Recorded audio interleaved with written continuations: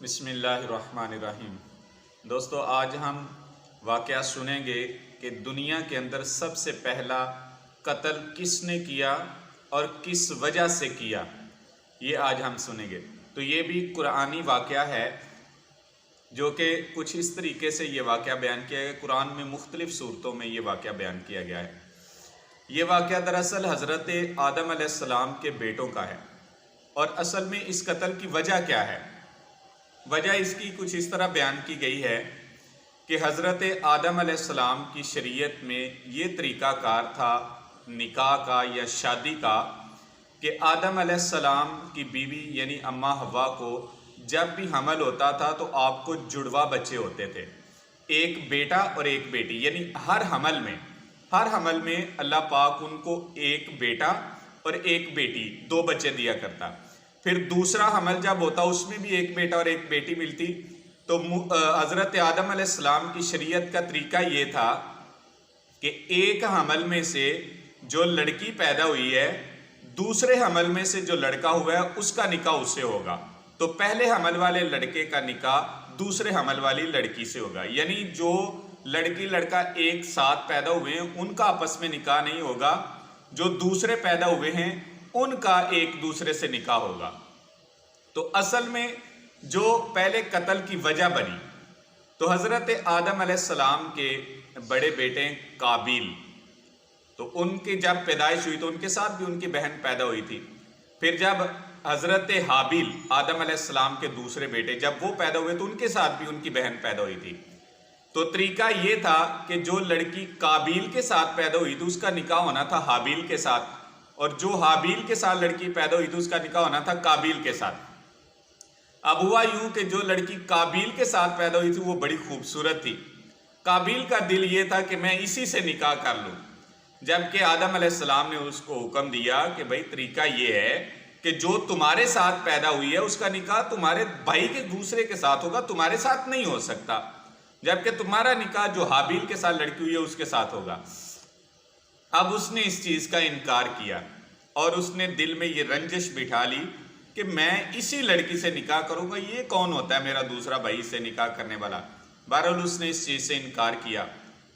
اب پھر جب اس نے انکار کیا تو آدم علیہ السلام نے فرمایا کہ اچھا تم ایسا کرو کہ تم دونوں اپنی اپنی قربانی اللہ کی بارگاہ میں پیش کرو، جس کی قربانی قبول ہو جائے گی اس کے حق میں فیصلہ ہو جائے گا۔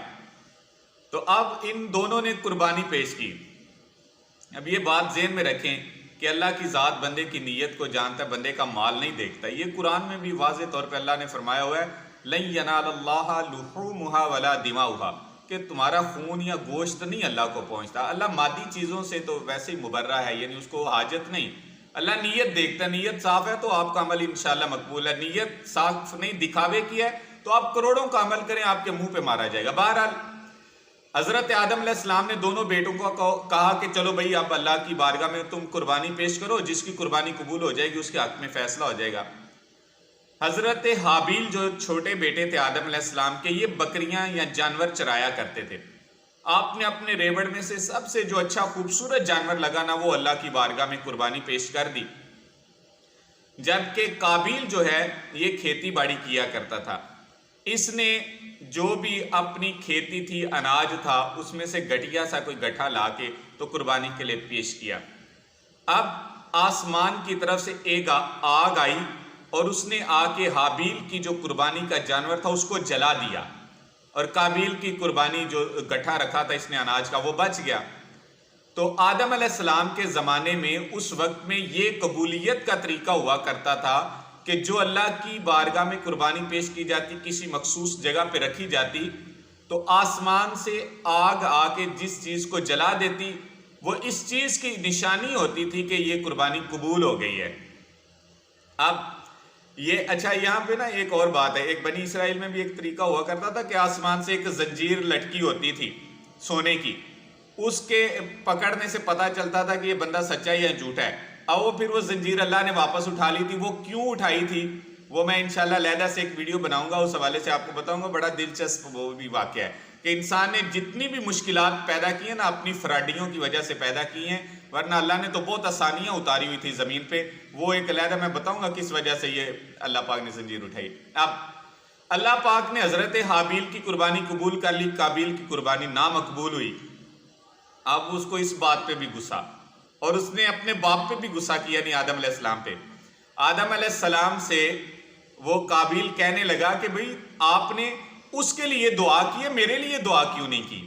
اصل میں پتہ کیا ہے، جو بندہ غلط ہوتا ہے نا، اس کی سب سے بڑی خامی یہ ہوتی ہے کہ وہ خود کو غلط سمجھتا ہی نہیں، جو اس کی بربادی کی وجہ ہوتی ہے۔ کیونکہ یہ اللہ کا بھی قانون ہے کہ جو بندہ غلطی تسلیم کر جائے اللہ اس کو معاف کر دیتا ہے، اللہ اس کی معافی قبول کر لیتا ہے۔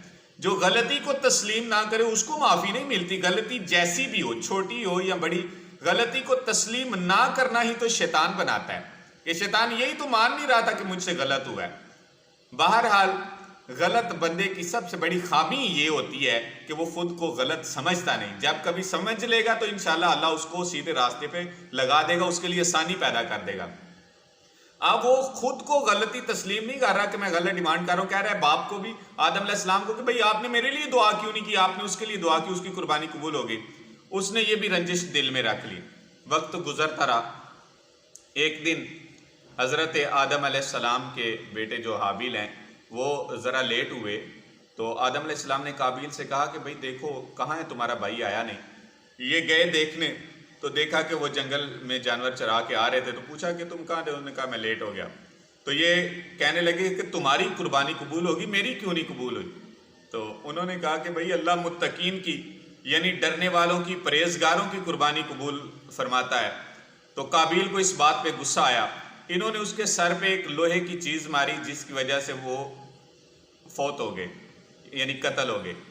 ایک قول یہ ہے کہ وہ سو رہے تھے، یعنی حضرت حابیل سو رہے تھے، تو قابیل نے پتھر لے کے حابیل کا سر کچل دیا اور اس طریقے سے ان کو قتل کر دیا۔ تو دنیا کے اندر سب سے پہلا جو قتل ہوا ہے وہ عورت کی وجہ سے ہوا ہے، یعنی یہ چاہتا تھا قابیل کہ میں اسی عورت سے، اسی لڑکی سے شادی کروں جو میرے ساتھ ہے، جبکہ قانون یہ تھا، آدم علیہ السلام کی شریعت یہ تھی کہ دوسرے عمل والے لڑکے کے ساتھ جو لڑکی ہوگی اس سے اس کا نکاح ہوگا۔ تو اس وجہ سے اس نے یہ قتل کر دیا کہ میری بات نہیں مانی گئی، اور اس طرح یہ اپنے ماں باپ کا بھی نافرمان ٹھہرا، اللہ کا بھی نافرمان ٹھہرا۔ اب اس نے قتل تو کر لیا، اب قتل کرنے کے بعد اپنے بھائی کی لاش کا کرے کیا؟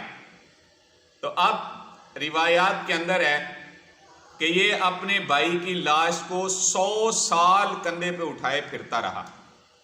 اب پتہ نہیں کہ اس کا کرنا کیا ہے، اب اس کو میں چھپاؤں کیسے؟ چھپانے کا طریقہ معلوم نہیں۔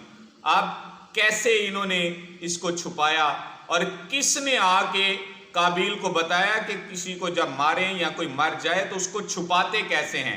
تو سب سے پہلے دنیا میں قبر کھودنے کا طریقہ کس نے ایجاد کیا، یہ اگلی ویڈیو میں انشاءاللہ میں آپ کو بتاؤں گا۔ کل انشاءاللہ اس حوالے سے ویڈیو بناؤں گا۔ آپ سے گزارش ہے آپ چینل کو سبسکرائب کریں، انشاءاللہ اسی طرح کی مزید آپ کو یہ واقعاتی ویڈیوز جو ہیں، انشاءاللہ قرآنی واقعات جو ہیں، یہ آپ کو فضول واقعات نہیں، قرآنی واقعات جو ہیں، قرآن میں اللہ نے جو ہماری نصیحت کے لیے بیان کیے ہیں، کیونکہ اللہ پاک نے ان واقعات کو احسن القصص بیان فرمایا ہے نبی کے لیے، کہ ہم آپ کے لیے احسن القصص بیان کرتے ہیں۔ یہ نبیوں کی قوموں کے واقعات ہیں، ہمارے لیے بہت بڑی نصیحتیں ہیں اس میں۔ یہ دیکھیے کہ اس میں بھی ہمارے لیے بڑی نصیحت ہے کہ ماں باپ جو اولاد کے لیے حکم دے رہے ہیں وہ بالکل بہترین ہوتا ہے، اور اسی کو ماننے میں بھلائی ہے۔ اللہ کے رسول اور ماں باپ کے حکم ماننے میں ہی بھلائی ہے، نہیں مانیں گے تو دنیا میں بھی ذلیل و رسوا ہوں گے، آخرت میں بھی ذلیل و رسوا ہوں گے۔ تو آپ چینل پہ نئے ہیں تو گزارش ہے کہ اگر آپ مزید اس طرح کی ویڈیو دیکھنا چاہتے ہیں تو آپ چینل سبسکرائب کریں، بیل آئیکن کا بٹن آپ پریس کریں تاکہ آپ کو آنے والی ویڈیو کا نوٹیفیکیشن ملے۔ اللہ پاک ہم سب کا حامی و ناصر ہو۔